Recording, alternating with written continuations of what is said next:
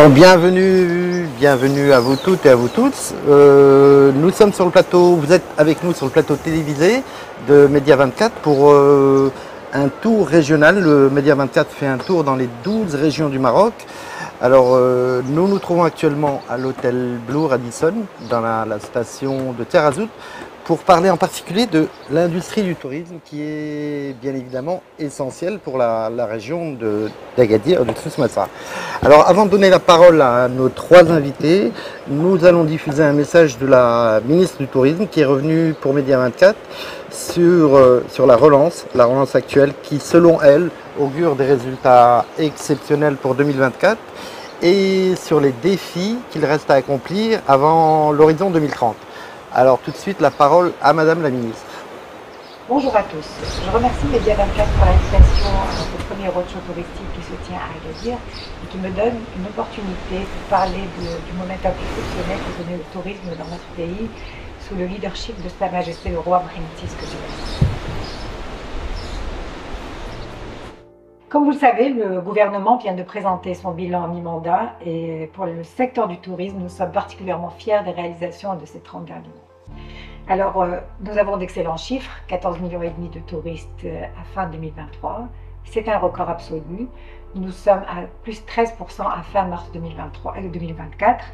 Et franchement, ces réalisations ne sont pas fortuites. Elles sont le résultat du travail gouvernemental qui a été fait pour la reprise après le Covid, pour la reprise de la croissance, pour également la mise en œuvre de la feuille de route qui a été lancée en partenariat bien sûr avec l'ensemble des parties prenantes, notamment les professionnels du secteur.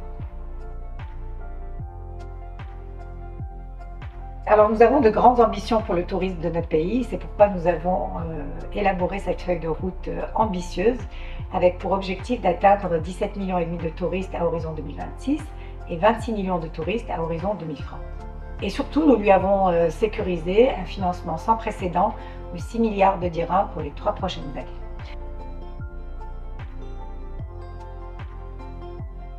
D'abord, nous avons recentré l'offre touristique autour de l'expérience client et non plus autour de la destination, parce qu'aujourd'hui, c'est la manière dont les touristes choisissent leur destination. Ils décident de l'expérience qu'ils veulent vivre et ensuite de la destination où ils veulent vivre cette expérience.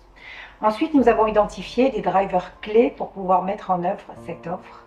Il s'agit notamment de l'aérien, donc on veut doubler les liaisons point à point par rapport aux chiffres que nous avions en 2019. Nous voulons renforcer la promotion multicanale. Nous investissons beaucoup plus dans la capacité hôtelière, mais également dans l'animation.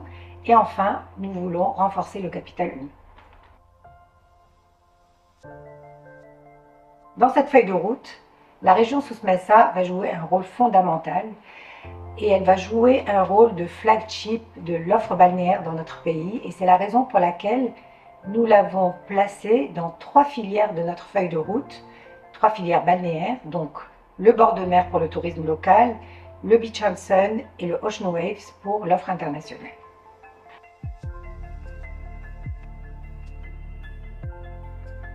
Aujourd'hui, nous avons un contrat d'application qui est une déclinaison de la feuille de route pour la région Souss-Massa et qui couvre l'ensemble des volets qui concernent la région et qui a été adopté par l'ensemble des parties prenantes. Alors pour commencer, donc pour l'aérien, nous allons sécuriser à travers les partenariats de l'OMMT 1,3 million de sièges en 2024, soit une augmentation de 200 000 sièges par an pour atteindre 1,7 million de sièges en 2026.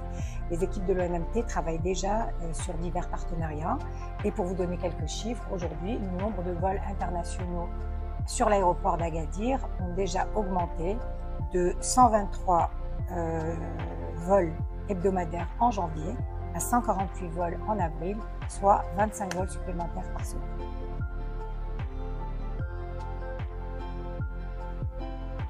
En plus de la promotion et de l'aérien, notre ambition est d'offrir aux touristes la meilleure expérience possible.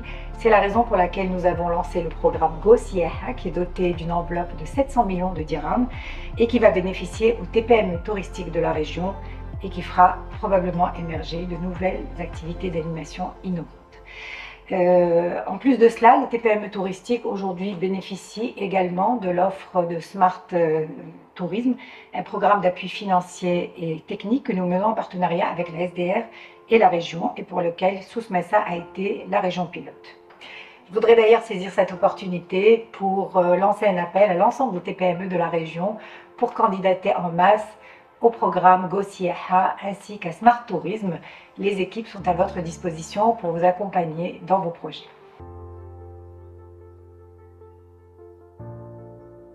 Enfin, dernier point et non des moindres, la capacité hôtelière à Agadir et dans sa région. Agadir aujourd'hui compte 170 établissements touristiques classés qui totalisent 43 000 lits, mais cette capacité doit être augmentée significativement d'ici 2026 et 2030 bien sûr. Alors depuis 2022, nous avons mis en œuvre plusieurs mesures comme le plan d'urgence du gouvernement qui a alloué une enveloppe de 127 millions de dirhams pour la mise à niveau de 60 hôtels de cette région et nous nous sommes également engagés dans une offensive pour la reprise des hôtels fermés et nous avons réussi à faire reprendre plusieurs hôtels dont les deux plus importants, le Club Med et le Palais des Roses. Et bien sûr avec la SMIC, nous continuons ce travail de prospection pour attirer le plus d'investisseurs dans la région. Alors la Coupe du Monde, bien sûr, nous met une pression supplémentaire pour atteindre nos engagements en matière de capacité hôtelière, notamment parce que Agadir va accueillir plusieurs matchs de la Coupe du Monde et il faudra qu'on accélère la cadence en termes d'ouverture, notamment en facilitant l'acte d'investir à Agadir.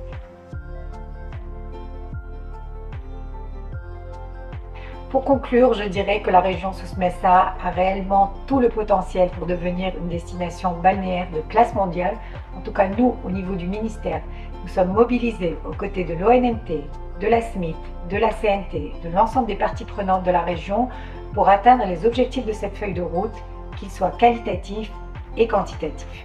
En tout cas, je souhaite plein succès à cette initiative de Média 24. Alors de retour direct, je vais donc commencer par présenter nos trois invités. Nous avons avec nous deux opérateurs du secteur privé, à savoir Madame la directrice commerciale de l'hôtel Hilton, c'est bien ça, Monsieur Charles Balladur, directeur général du Hyatt Place. Bonjour. Bonjour. Et enfin Monsieur le délégué régional du ministère du Tourisme, Monsieur Nordine Bourchiche. Je vais donc commencer par vous. Je vous invite à commenter un petit mot sur l'optimisme de la ministre qui semble avoir de grandes ambitions pour la région. Sur quoi s'appuie cet optimisme? Je vous remercie en premier lieu sur l'intérêt que vous portez pour le secteur touristique et que vous portez également pour notre destination Agadir. Comme ça a été précisé donc, dans le discours de Madame la Ministre, notre secteur, alhamdoulilah, a bénéficié donc d'une dynamique très particulière cette année. De relance, vous voulez dire ? Exactement, de relance après les années de Covid, quand même 3 années qui ont été très difficiles pour le secteur. Donc depuis 2023, les chiffres ont été très positifs et sont aujourd'hui beaucoup plus importants et beaucoup plus motivants dans le secteur. Donc à titre d'exemple, je citerai pour le cumul du premier trimestre de cette année 2024, le nombre d'arrivées a atteint 280 000, donc plus de 280 000, soit plus de 12% par rapport au trimestre. Donc une croissance de 12%. Voilà, une croissance de plus de 12% par rapport à l'année dernière. Et par rapport aux nuitées, la même chose, donc plus de 15% par rapport au premier trimestre de l'année dernière. Un taux d'occupation de 62%, donc soit 5 points de plus par rapport toujours à l'année dernière. Et la particularité également de cette année, à partir de ce mois de mars dernier, on est passé carrément à une variation positive par rapport à la durée moyenne de 6 jours. Qui est de combien maintenant ? Qui est aujourd'hui à 4,73, donc soit à peu près plus de 3,42%. C'est une chose très positive parce que ça va influencer également l'inuité, le nombre d'inuités au niveau de notre destination. Donc, tous ces chiffres parlent et précisent qu'aujourd'hui, alhamdoulilah, comme ça a été cité par Madame la Ministre, également au niveau d'Agadir, notre première destination, donc la première destination balnéaire de notre pays. Exact. Voilà, nous enregistrons également donc une dynamique exemplaire. Et cette année 2024, comme les professionnels disent, ça sera une année exceptionnelle à Agadir. D'accord. Et Inch'Allah, on enregistrera des performances inédites. Voilà, donc des records en termes de statistiques. Un petit mot quand même sur cette dynamique positive qui tranche avec la baisse des recettes. Comment vous expliquez ça? Des arrivées en hausse, des nuitées en hausse, la durée moyenne de séjour qui augmente et les recettes qui baissent. C'est un peu contradictoire? Bon, par rapport à ce point, effectivement, on peut se poser la question sur beaucoup de choses et par rapport à certains détails qui touchent principalement donc aux dépenses des touristes au niveau de la destination. Mais le plus important, donc comme j'ai signalé, la chose qui est palpable aujourd'hui, à laquelle nous sommes face directement sur le terrain, c'est surtout par rapport aux chiffres qui sont enregistrés au niveau des établissements classés, à savoir les arrivées et les nuitées, qui sont là, qui parlent d'eux-mêmes et qui sont très positifs et qui nous rassurent et rassurent tout le travail qui se fait au niveau du ministère, donc de faire booster beaucoup de choses et également par rapport à nos partenaires au niveau régional également qui font un travail extraordinaire. Là, je fais allusion aux élus, mais également à tout le travail de synergie, de coordination assuré par les autorités locales. Donc, par rapport aux détails vraiment des recettes, c'est des choses sur lesquelles il faut vraiment approfondir la réflexion pour justement pour mettre le doigt. Ça peut être donc par rapport à des profils particuliers, mais grosso modo, si on veut résumer sur la dynamique, c'est par rapport aux chiffres réalisés, on est très positif, alhamdoulilah. Très bien. Alors je vais passer à Madame Oumhani Youssef, directrice commerciale de l'hôtel Hilton. Bonjour. Bonjour. On parle d'une année 2024, qu'est-ce qui explique selon vous cette évolution depuis 2023, même 2022? Bonjour, c'est Samir. Merci déjà pour l'invitation sur Média 24. Oui, nous avons noté, comme tout le monde, cette évolution et c'est clair, ça s'explique par la desserte aérienne, l'effort que l'État a mis sur toutes les destinations du Maroc. Avoir 10 vols du marché allemand cette année, c'est très très positif pour nous. C'est ce qui explique. Ça paye, ça a commencé à payer. Bien sûr, et c'est ce qui explique déjà ce que vous venez de dire, la durée moyenne de séjour, parce qu'un Allemand, il reste minimum 7 nuits. Et quand on combine avec les autres marchés, donc c'est ce qui fait qu'on a enregistré 4 points quelque chose. D'accord. Aussi le marché britannique, nous avons vu des vols de British Airways qui n'a jamais programmé le Agadir, qui a toujours fait juste Marrakech. Le marché marocain aussi, il continue à produire. C'est plutôt l'été le marché national. Comment? Non.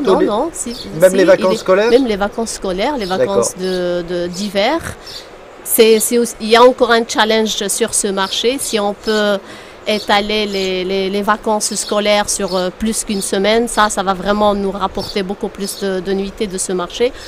On avait essayé, le gouvernement avait essayé ça, je pense, en 2015 ou 2016. Oui. C'est que par région, les gens ils peuvent, comme ça, en hôtellerie, on pouvait faire même du 30 jours au lieu de concentrer toutes les vacances sur une semaine et que le prix flambe parce qu'il n'y a pas de capacité. Cela aiderait beaucoup sur ce marché. Donc voilà, c'est ce que... D'accord. Vous m'avez parlé hier d'un taux d'occupation actuellement de 100% pour votre établissement? Oui, sur Tarazout, je pense que tous les hôtels, on affiche complet. Le Hilton 100% aujourd'hui et demain.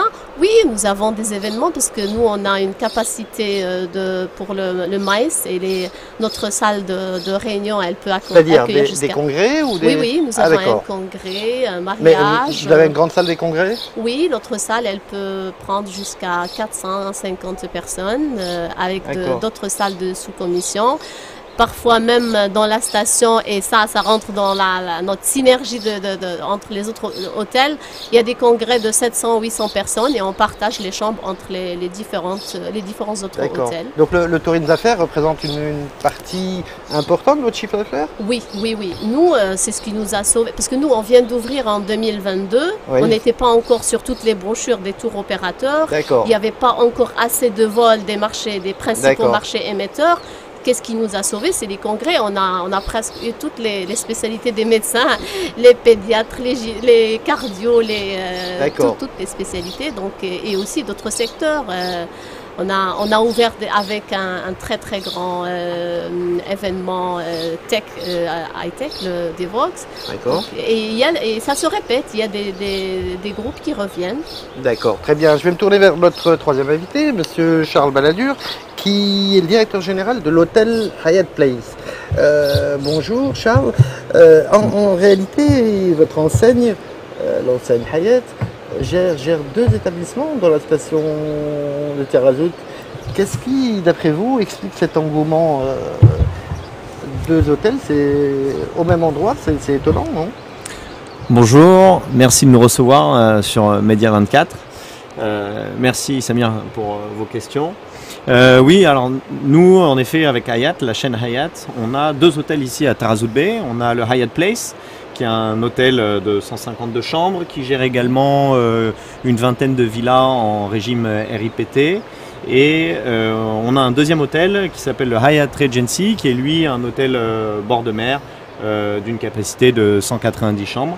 D'accord. Donc c'est deux hôtels différents avec un positionnement aussi différent, et qui répond en fait à une demande et à un optimisme qui était celui de Madame la Ministre, qui vont de pair avec les investissements qui ont été effectués ici sur la station, et qui visent à donc développer une station balnéaire haut de gamme dans la région donc, du Souss. Légèrement au nord d'Agadir, donc on est à 20 km d'Agadir, et donc sur une plage qui est extraordinaire et qui a un fort potentiel touristique, de par les activités qu'on connaît tous ici à Tarazout, qui sont bien sûr le surf, et également dans la région d'Agadir et donc de Tarazout, le golf.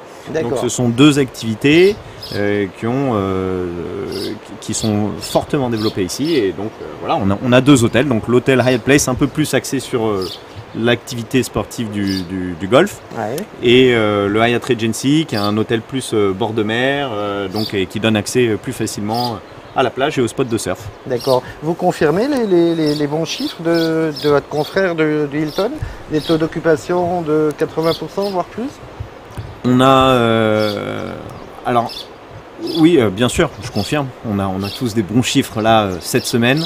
Il y a 3 zones de vacances en même temps, donc ça explique aussi la forte occupation. Au Maroc, déjà, il y a les vacances marocaines. Ça se combine, vous parliez du marché national, il y a un marché national qui est assez fort. Et représente combien, par exemple ça représente entre 40 et 60% de nos clients en fonction de la saison. D'accord. Les clients de nationalité marocaine. Donc c'est un marché important, bien sûr. Et puis après, c'est un mélange de marchés européens, bien sûr, en majorité. Les Allemands sont revenus chez vous, par exemple? Les Allemands reviennent. Alors, Tarazout, ça n'a jamais été un gros marché pour les Allemands, puisque c'était un marché qui était très fort sur Agadir. De ce que j'ai entendu, mais je ne connais pas bien le marché d'Agadir. On va y revenir avec on y reviendra peut-être après. Mais je pense que le marché allemand est en train de revenir. Il y a des nouvelles lignes, comme Oumhani le disait tout à l'heure, qui ont réouvert sur Agadir. Donc je pense que le marché allemand revient petit à petit. Mais nous, ici, on a surtout le marché anglais qui s'est fortement développé sur l'année et demie, les 2 dernières années. D'accord. Et ça, c'est... Voilà, c'est le résultat de beaucoup d'efforts, que ce soit quand on va sur des salons comme l'ITB à Berlin, où il y a eu des gros contrats qui avaient été signés par Madame la Ministre, justement. Avec des tours opérateurs, vous voulez dire? Exactement, ou d'ailleurs au WTM à Londres, où à chaque fois on est tous présents, que ce soit avec l'ONMT, bien sûr, mais avec aussi Tarazout Bay. On est là-bas et on représente la région pour essayer de développer tout ça, quoi. D'accord. Alors, je me tourne vers vous, M. Bourchiche. Je rappelle que vous êtes le délégué régional du ministère du Tourisme. On a l'impression que Tarazout est un peu une exception elle cartonne, elle marche très fort. Mais qu'en est-il d'Agadir? Agadir, une partie du parc hôtelier commence à être vétuste, ça fait même obsolète, certains disent, les hôtels n'ont pas été entretenus.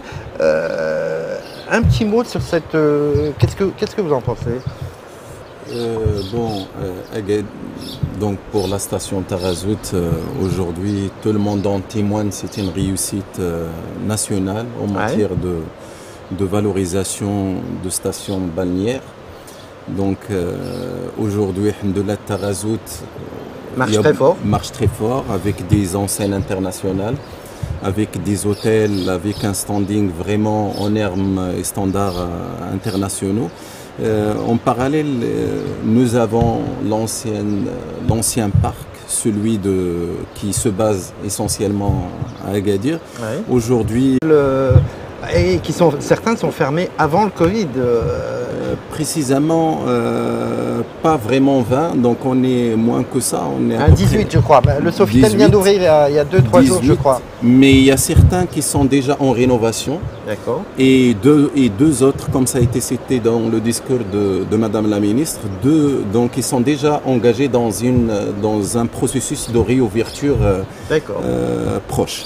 Donc à savoir le Club Med et le Palais des Roses. Ouais. Donc bien sûr, le process c'est surtout grâce au travail engagé de ministère, justement pour apporter l'accompagnement nécessaire aux investisseurs et bien sûr et tout le travail qui est mené localement par les acteurs régionaux, une occasion de le remercier tous, justement pour faire aboutir les hôtels aujourd'hui qui sont en difficulté, parce qu'on doit quand même rappeler que ces hôtels en difficulté, c'est à cause également de la période Covid, donc qui est venue et qui a touché au plein fouet ces hôtels qui ont été en difficulté. Par la suite, ils étaient dans l'obligation de fermer. Je parle de quelques-uns, mais il y a d'autres qui ont fermé avant.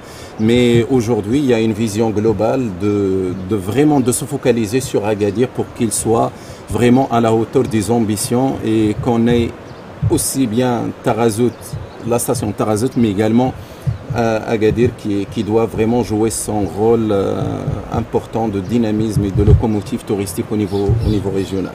D'accord. Je me tourne vers vous, Madame Oumhani. Est-ce que je rappelle que la station Tarazout, je crois, compte 7 hôtels. Il y a un 8e qui ouvre bientôt en 2025, je crois, c'est l'hôtel Marriott. Vous m'avez dit tout à l'heure que, en fait, vous mélangiez tourisme étranger de séjour et en même temps tourisme. Vous étiez entre tourisme d'affaires et tourisme étranger de séjour, c'est bien ça? Oui. Et national aussi. Quelle est la capacité maximale, d'après vous, de la station Tarazout? Est-ce qu'on peut imaginer 10, 15 hôtels ou alors une dizaine serait le maximum? Qu'est-ce que je dis? Il y a encore un terrain de 50 hectares. 50 hectares, si un investisseur nous entend, il peut venir construire autant d'hôtels qu'il veut. Je pense qu'il y a encore de la place. Et avec la vision de notre gouvernement, du ministère pour augmenter la desserte aérienne, je pense qu'il y a de la place pour tout le monde. On peut abriter... Vous n'allez pas vous marcher sur les pieds? Non, pas du tout, parce que rien que maintenant, c'est des grandes enseignes, mais chaque hôtel, il a sa spécificité, il attire une clientèle différente. D'accord.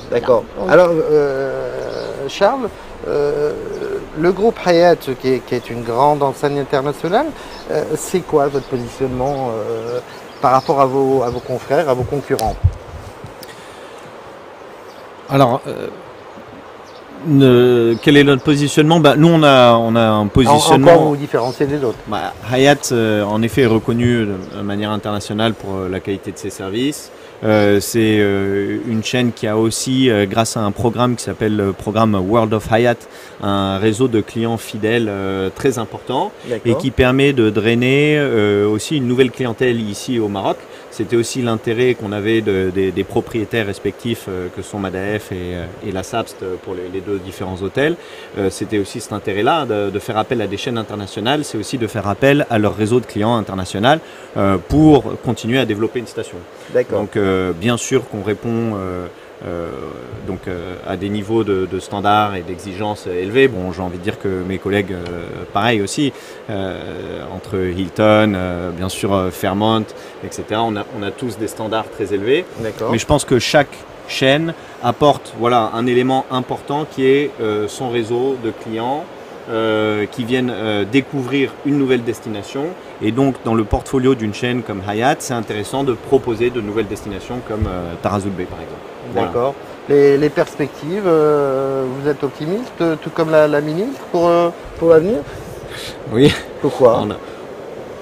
Alors bon, déjà la station est assez récente et on l'a vu sur les 2 dernières années après le Covid, il y a eu une reprise qui a été très forte. Ouais.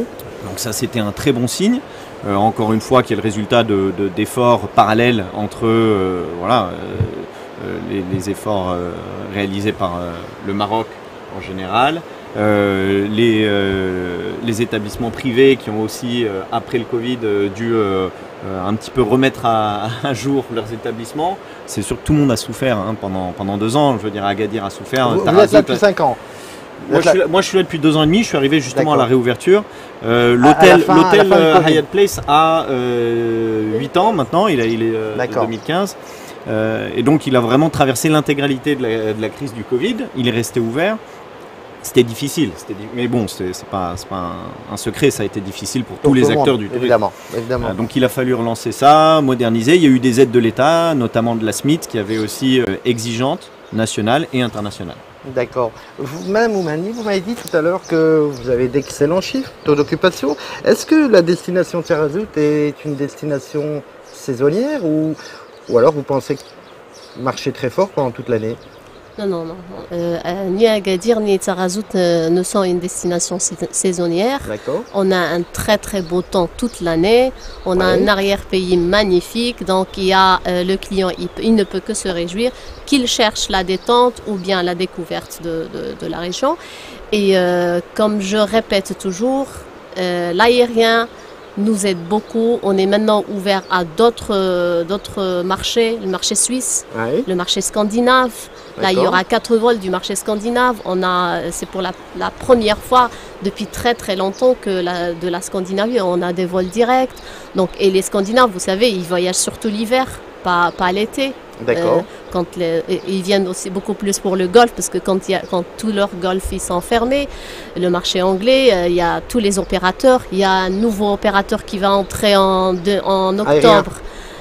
Carrément tour opérateur avec ses vols et son voyagiste, c'est Jet Tour Holidays qui n'a jamais fait le Maroc.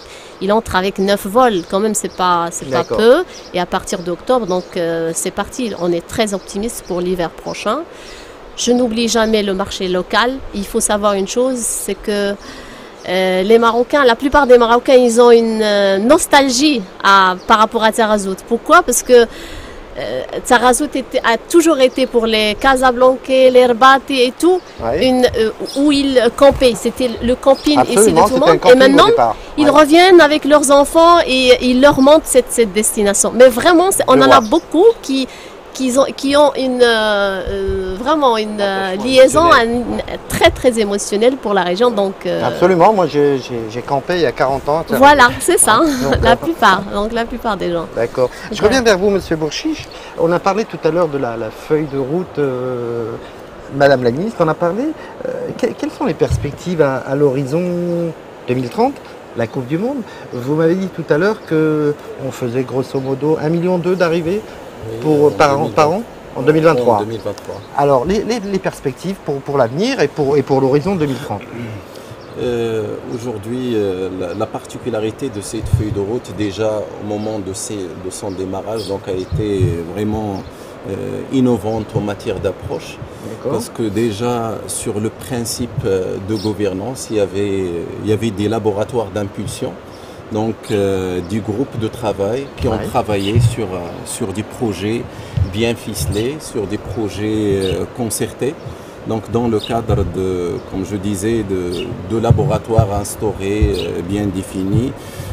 Après, déjà également en termes d'approche, je dirais méthodologique de travail, parce que la nouveauté dans le cadre de cette feuille de route, il y avait également l'approche filière.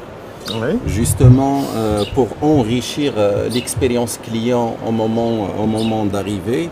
Et par la suite, aujourd'hui, nous avons quand même un ensemble de projets très importants qui vont accompagner le secteur et principalement au niveau de notre région.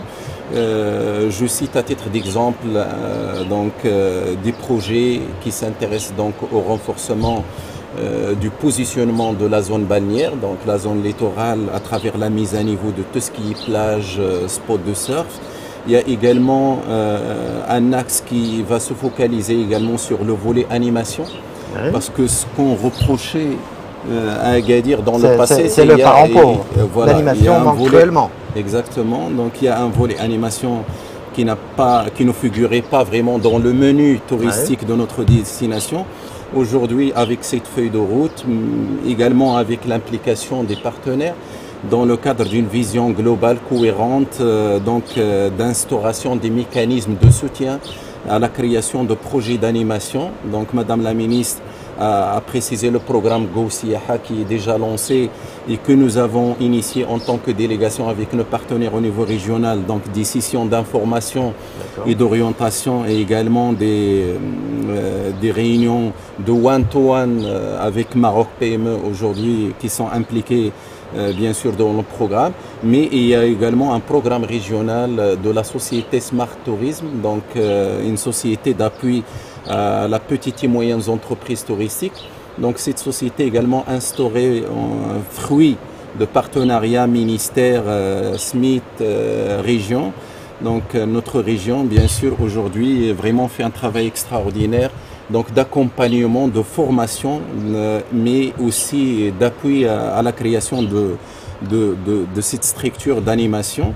Pardon, pour aboutir à concrètement, pour aboutir à combien d'arrivées à l'horizon 2030? Il y a un objectif à l'horizon 2026 qui est de 2,5 millions d'arrivées. Donc doubler un peu plus du double qu'actuellement. Effectivement, je pense que c'est un chiffre qui est vraiment raisonnable. On va l'atteindre parce que déjà les chiffres de 2024 donc, sont très motivantes. On dépassera de loin donc les 1,2, donc on se rapprochera à 1,7, 1,8. Donc déjà pour cette année 2024, pour 2024 1,7 million. Je pense que c'est réalisable avec le taux aujourd'hui enregistré au niveau de nos chiffres. Donc je pense que c'est vraiment des objectifs qui sont facilement tenables à mon sens. D'accord. Un mot sur le positionnement dans le futur de comment vous imaginez Agadir dans le futur? C'est la Riviera, c'est quoi? C'est Saint-Tropez, c'est la Costa del Sol. Vous avez un modèle en tête? Vers quel modèle s'approcherait la région en gros?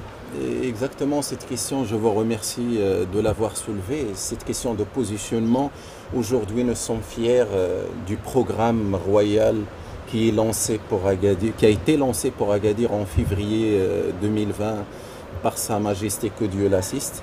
Aujourd'hui, vous parlez du programme communal de la commune, des grands investissements? Je parle du programme développement urbain. C'est ça, le PDR, donc, le PDU, d'accord. Le PDU 2020-2024 qui a fait à Agadir de bénéficier vraiment d'une mise à niveau intégrale et aujourd'hui bénéficie d'un positionnement vraiment particulier. D'accord. Voilà, donc déjà pour Agadir, alhamdoulilah, aujourd'hui présente un positionnement très particulier. Déjà à l'esprit des Marocains, des nationaux, mais également des internationaux qui viennent. Donc à chaque fois qu'ils arrivent, donc ils font le constat qu'Agadir vraiment aujourd'hui est une belle nouvelle. Et dans le cadre de cette feuille de route, donc comme vous l'avez cité, donc c'est vraiment une vision de Riviera Atlantique avec un positionnement bien particulier, avec une animation riche, avec bien sûr une nouvelle capacité laitière. Il y a un objectif de 16 000 lits qui est visé. Supplémentaire, exactement, mais qui englobe aussi bien la relance des hôtels en difficulté, mais il y a tout le process de création qui est prévu, bien sûr, les projets en cours qui sont pilotés par le privé, mais les autres projets qui sont prévus dans le cadre des unités d'aménagement touristique parce que c'est la particularité et la notoriété de cette région, c'est que nous avons des terrains dédiés à l'investissement touristique. C'est des terrains du ministère, mais il y a également des terrains qui sont initiés localement par les acteurs régionaux, par nos sociétés de développement touristique que nous avons également au niveau de la région, donc la SDR Tourisme. Donc il y a un ensemble de terrains qui sont mobilisés pour développer de l'hébergement, de la capacité, mais également de l'hébergement authentique, de l'hébergement durable, voilà. Donc, alhamdoulilah, on aura une destination balnéaire qui est complète avec un positionnement bien particulier. Et les statistiques qu'on parle, vous avez tout à l'heure cité du marché allemand, la relance du marché allemand. Je tiens à préciser qu'il y a une augmentation. Oui. Donc, grâce à l'aérien, j'imagine, grâce aux nouvelles lignes directes. Grâce aux nouvelles lignes aériennes, et à la promotion. Mais également tout le travail promotionnel fait également par le ministère de l'ONMT et localement par le CRT. Il y a tout un travail important qui se fait aujourd'hui. À titre d'information, donc le cumul d'annuités en 2019, la part des Allemands c'était 7%. Pardon, 7%. D'accord. Pour Agadir? Oui. D'accord. Au niveau des établissements classés et pour le cumul des premiers trimestres, pratiquement le marché allemand, on est à 12%. D'accord. Donc juste pour mesurer un petit peu l'évolution de ce marché et on est très positif à l'avenir, on enregistrera encore bien meilleur en termes de statistiques. D'accord. Charles, à vous écouter tous les trois, on a l'impression que les astres, les étoiles sont alignés et que l'avenir se présente sous les meilleurs auspices, c'est le cas? On l'espère, on l'espère, on est là pour ça. En tout cas, il y a tout pour, j'ai envie de dire. Ouais. Il y a un potentiel qui est indéniable sur la région, sur le Maroc d'ailleurs en général. Il y a un avenir qui est en effet plutôt beau entre la Coupe d'Afrique des Nations à venir, la Coupe du Monde, le Maroc de manière générale qui est un pays qui attire depuis déjà longtemps et qui continue d'être un pays très attractif pour le tourisme à l'international. Et là, avec le développement de nouveaux marchés, comme le marché anglais, qui n'était pas forcément, en tout cas sur la région d'Agadir, un marché très fort, qui est en train d'arriver. Le marché nord-américain aussi se développe pas mal. On n'a pas trop parlé de ça, mais c'est vrai que on a les Canadiens, les Américains, c'est un nouveau marché qui est... Malgré la situation au Proche-Orient. C'est un tout petit marché, on parle de quelques pourcents, c'est pas grand chose, mais c'est un marché qui a, je pense, du potentiel aussi. Oui, c'est vrai qu'il y a peut-être un petit point, voilà, le petit nuage dans le ciel bleu, voilà, c'est ça, c'est sûr que ça va être la situation aujourd'hui au Proche-Orient qui a un impact quand même important sur tout le monde, pas que ici, mais oui, voilà, c'est sûr que ça c'est un... Mais c'est très bien, ça nous laisse, on va dire, davantage d'opportunités pour la suite en espérant que ce conflit se termine prochainement. Et ça sera que plus radieux après ça. Je vois. Vous avez senti une certaine désaffection après octobre 2023? Est-ce que vos marchés traditionnels, une partie d'entre eux, ont évité de venir? Oui, la station, elle était très très prisée par le marché juif, le marché kasher. D'accord. Suite bien sûr aux efforts aussi du ministère, il y avait des vols directs vers Marrakech et Casablanca. Donc ce qui fait que nous avions ici une grande part du tourisme religieux. Ah oui. Et toute la station avait un groupe Pessah pendant avril qui prenait l'hôtel, privatisation 11 jours avec un très très grand chiffre d'affaires et tout. Mais on l'a compensé. Vous avez trouvé d'autres marchés? Oui, on a compensé avec notamment les marchés classiques de Agadir et aussi un nouveau marché qui est émergent et que l'Office de tourisme il met aussi l'effort sur ce marché, c'est le marché indien. Ah oui. Oui. D'accord. Par exemple, nous nous avions des mariages juifs qui générait du chiffre parce qu'on a un site ici, à part les hôtels, il y a un site très très beau site, c'est le Beach Club, le Calypso. Ouais. et où on peut faire des événements vraiment pour 1000 personnes. Et là, on célébrait les mariages juifs. Et c'est des mariages indiens on a remplacé avec. Donc oui, il y a des challenges. Vous attendez avec impatience une ligne directe pour New Delhi, par exemple?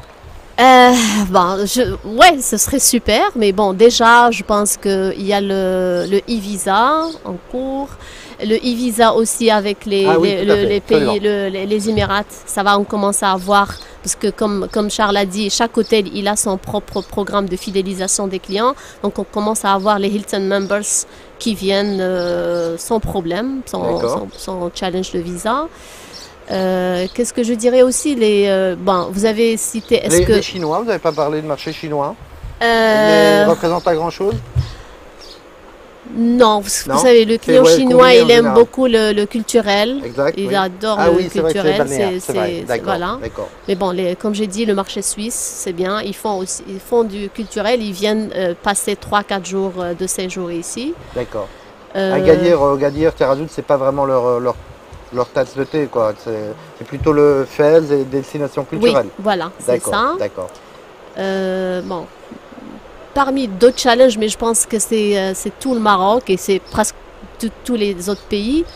Les arrivées à l'aéroport, oui, ils sont en hausse, mais parfois, et ça ne se reflète pas sur les nuitées, si Nordine pourrait le dire, suite à l'informel. Je pense qu'il y a une partie, mais... Vous parlez de Tarazout ou de Agadir? Tout. D'accord. Même Tarazout aussi, parce que il y a vous savez, c'est une destination de surf, donc il y a beaucoup de clients, de surfeurs qui arrivent à l'aéroport, mais qui ne vont pas loger dans des 5 étoiles. Des locations meublées, ou Airbnb, ou peu importe. Ouais, peu importe la marque, mais c'est ça. On sent je pense qu'il y a une petite marge qui va dans l'informel. Très bien. Alors nous allons conclure cet entretien. Je vais donner pour conclure un dernier mot à Monsieur le délégué régional. Est-ce que peut-on imaginer dans quelques années que Agadir, sa région, qui est la première station balnéaire du Maroc, dépasse Marrakech? Marrakech, la locomotive du tourisme marocain. Moi je vous dis en toute sincérité, l'avenir du tourisme au Maroc, c'est vraiment Agadir et sa région. Donc, avant Marrakech, vous voulez dire? Vous laissez entendre que Agadir pourrait dépasser Marrakech. Pour ne pas entrer dans les comparaisons, parce que pour nous, Agadir, Marrakech, c'est notre pays. C'est pas. Je sais que Marrakech a une autorité, restera la même, avec une autorité particulière. Mais ce que je peux vous dire, que vraiment l'avenir du tourisme se jouera dans cette région. D'accord. Donc c'est Agadir et sa région vraiment qui va. Nous avons tout. Nous avons vraiment un climat. Nous avons la gastronomie. Nous avons vraiment un paysage extraordinaire. Il suffit de voir les photos que nous avons là. À côté de nous, c'est vraiment magnifique. C'est la Californie du Maroc, c'est magnifique.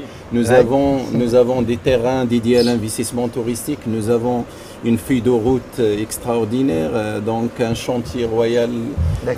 Voilà, et également un PDR, un programme de développement régional qui tient compte également de cette feuille de route. Donc un travail de synergie extraordinaire.